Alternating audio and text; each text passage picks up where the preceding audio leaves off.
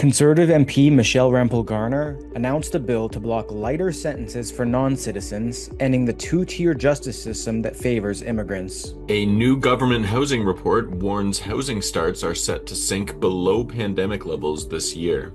The Minister of Energy and Natural Resources, Tim Hodgson, confirms that he holds U.S. dual citizenship, but says he won't renounce. Hello Canada, it's Thursday, August 14th, and this is the True North Daily Brief. I'm Isaac Lamoureux. And I'm Geoff Knight. We've got you covered with all the news you need to know. Let's discuss the top stories of the day and the True North exclusives you won't hear anywhere else. A Conservative MP is seeking to change the criminal code to prevent judges from giving lighter sentences to non-citizens because of immigration concerns. At a Wednesday morning news conference in Ottawa, Conservative MP Michelle Rempel Garner said her upcoming private member's bill would reverse a 2013 Supreme Court ruling that requires judges to consider immigration status during sentencing. Rempel said, quote, "Anyone seeking citizenship in Canada has responsibilities as well as rights." She argued the current system has led to what she calls a two-tiered justice system, where non-citizens sometimes receive reduced sentences to avoid deportation. Rempel pointed to several high-profile cases, including one where an Indian foreign national received a conditional discharge after pleading guilty to attempting to buy sex from a minor so he and his wife could stay in Canada. He also referenced another case involving a visitor's permit holder convicted of groping twice, yet avoiding a permanent criminal record to keep appealing a deportation order. Rempel said, quote, "This offends all principles of fairness when it comes to our justice system." So, Geoff, does the 2013 Supreme Court ruling still reflect Canadian values, or is it time to revisit the balance between immigration consequences and criminal sentencing? Yeah, Isaac, some might say the ruling does not fully reflect Canadian values, as it has sparked debates about fairness in the justice system, particularly with cases where non-citizens receive lighter sentences to avoid deportation. Critics argue this creates a two-tiered justice system where individuals like the Indian foreign national who avoided a record for attempting to buy sex from a minor, or the visitor's permit holder convicted of groping who evaded a permanent criminal record, are benefiting from their immigration status in a way citizens cannot, challenging the principle of equal accountability. Supporters might contend that the ruling aligns with Canada's humanitarian values, recognizing the collateral impact of deportation on families and communities, which is a consideration some are arguing in favor of. However, the growing public and political push, exemplified by calls to prioritize responsibilities over rights for citizenship seekers, suggests a shift towards valuing uniform sentencing over immigration leniency, especially as high-profile cases fuel perceptions of inequity. Revisiting the balance could ensure sentences reflect the crime's severity rather than immigration outcomes, potentially restoring trust in a system where fairness is increasingly being questioned, though any change must weigh the human cost of deportation against judicial consistency. A new report from the Canada Mortgage and Housing Corporation says Canada's housing supply is set to worsen, falling below even pandemic lows. The Crown Corporation projects just 237,800 housing starts this year, down from 245,367 in 2024, and well short of the 271,198 homes built in 2021. The forecast sees no more than 227,000 starts in 2026 and 220,000 starts in 2027. This stands in stark contrast to the Carney government's campaign promise to build 500,000 homes a year over the next decade. Prime Minister Mark Carney pledged $25 billion for a new Crown corporation called Build Canada Homes, plus another $10 billion in low-rate capital for housing construction. But CMHC says, quote, "Housing activity has weakened since January, as buyers and developers take a wait-and-see approach amid slowing growth and trade tensions."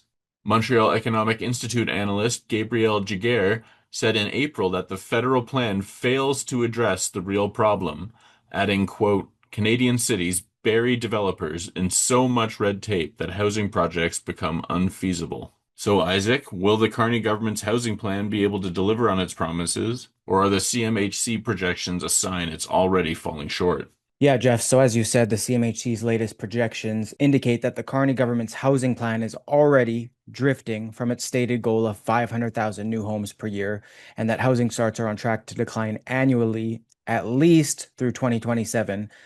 Carney, in that sense, is following his predecessor, Justin Trudeau, who, despite making bigger and bigger promises, of course, also saw housing starts decrease year over year. And we've seen Carney similarly making big statements and big promises, but already falling behind when it comes to housing starts. On top of housing starts, we've seen the problem compound with immigration. For example, in 2025's first quarter alone, over 817,000 newcomers arrived, which is, of course, an annualized rate of more than 3.2 million.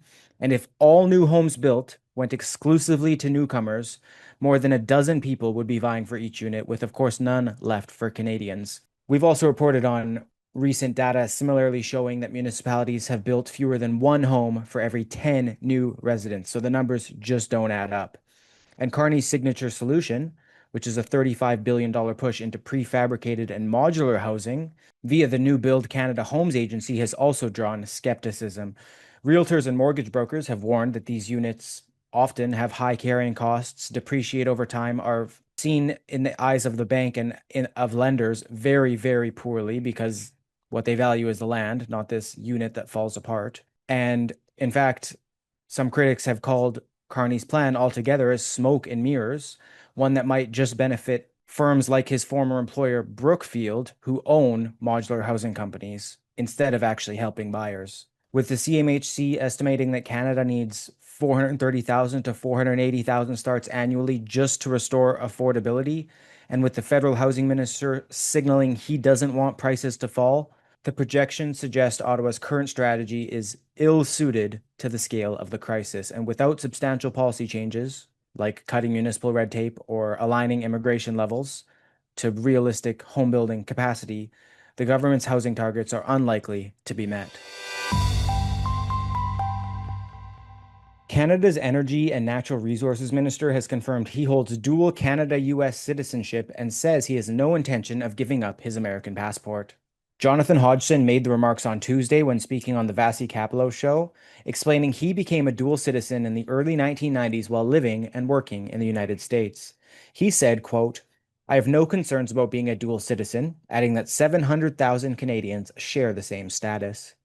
Hodgson noted he disclosed his citizenship to the Federal Ethics Commissioner and national security officials, and that his top secret security clearance has been renewed.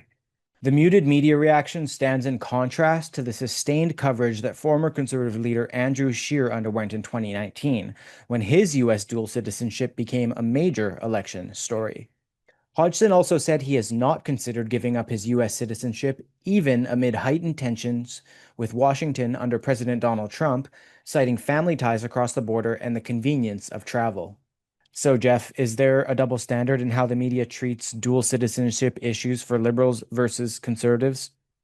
Yeah, Isaac, the contrast with the scrutiny that Andrew Scheer faced about his U.S. citizenship definitely appears to suggest a potential double standard here in the media. Scheer's case dominated headlines and fueled loyalty debates nationwide, while Hodgson's disclosure had drawn little attention, possibly reflecting partisan bias or a shift in public tolerance. This disparity could indicate that media outlets, often perceived as leaning left in general, are more lenient towards liberals like Hodgson, who frames his dual status as a practical benefit and notes 700,000 Canadians share it, compared to the harsher lens on conservatives, where Scheer's delay in renouncing citizenship was highly politicized. On conflict of interest, dual citizenship for ministers like Hodgson, especially with a top secret clearance and oversight by the Ethics Commissioner, doesn't inherently create a conflict as long as decisions align with Canadian interests. However, heightened U.S.-Canada tensions under Trump could definitely raise concerns if Hodgson's personal ties influence energy policy negotiations. Critics might argue that retaining a U.S. passport risks divided loyalties, particularly in sensitive roles, though Hodgson's clearance renewal would suggest that there's no serious security breach. That's it for today, folks. Thanks for tuning in. You can stay on top of new episodes every weekday by subscribing to the Daily Brief on iTunes and Spotify. Also, while you're at it, make sure to hit us with a 5-star rating and please leave a review.